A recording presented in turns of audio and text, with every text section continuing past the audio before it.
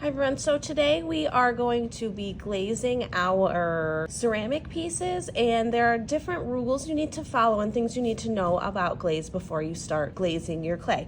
So first, what you need is you're going to need a messy mat to keep your desk clean, so make sure you grab one of those. Now, your clay has been fired once, and this has been called a bisque firing. So you will now notice that your clay is a lot harder. It has no more moisture in it, and you can no longer change the clay.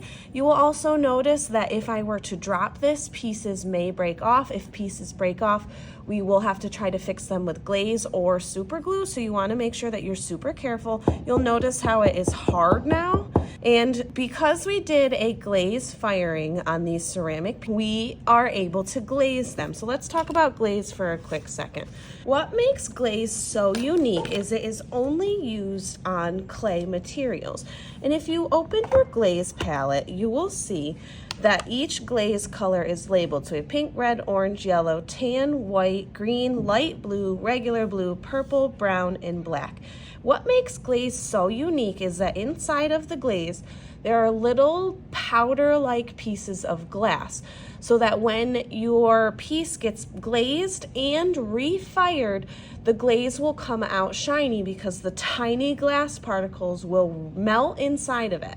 So I have two pinch pots here. You can see that these have been glazed. You can see where the glass has melted and it creates this really nice, shiny, smooth surface. What's nice about glaze too is if your piece has been glazed, it makes it food safe, which means you can drink out of it or you could put food in it and eat out of it. You'll see here too that the colors are super rich and really nice. You'll also notice too on the bottoms of the pieces, the bottoms are not glazed. So we'll talk about that in a second. Now, when you look at your glaze colors, the color that the paint is or the glaze is not the color it will be after it's fired. And I know that's kind of confusing. So let's look at our purple. So purple right here looks really light. It looks almost pink, but after it's been fired, it will really come out this dark, deep purple color. Same with our red. It looks light in the palette, but after it's been fired, it will come out as this bright, bold red color. So keep that in mind when you're picking your colors. So when you're glazing, I have a water cup for cleaning my brush when I change colors. I have a paper towel nearby for drying my brush. I have a small detail brush and a regular brush.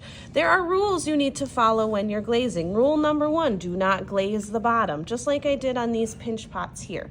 If you glaze the bottom, what will happen is the glaze will melt and then your clay piece will fuse to the shelf, which means it'll get stuck to it.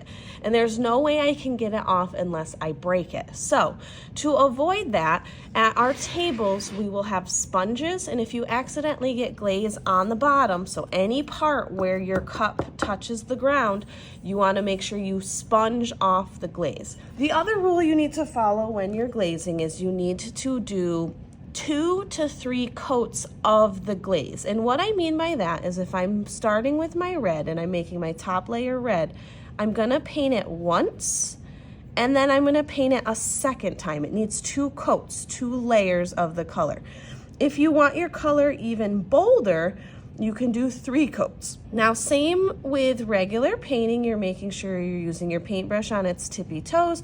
If you need more of that glaze, you're just gonna Now, the last thing you want to keep in mind is you don't want any type of white spot. So if I were to go through here and I accidentally left out, say, a white spot like here where it's kind of bumpy looking, you wanna make sure every surface of that clay is painted. Which means if your design has white, you have to use the white glaze because you have to get that shiny surface on it. So I'll probably do the inside of my mug white. So I'll let this part fast forward. Keep in mind you're not glazing the bottom, you're doing 2 to 3 coats and you want no white spots.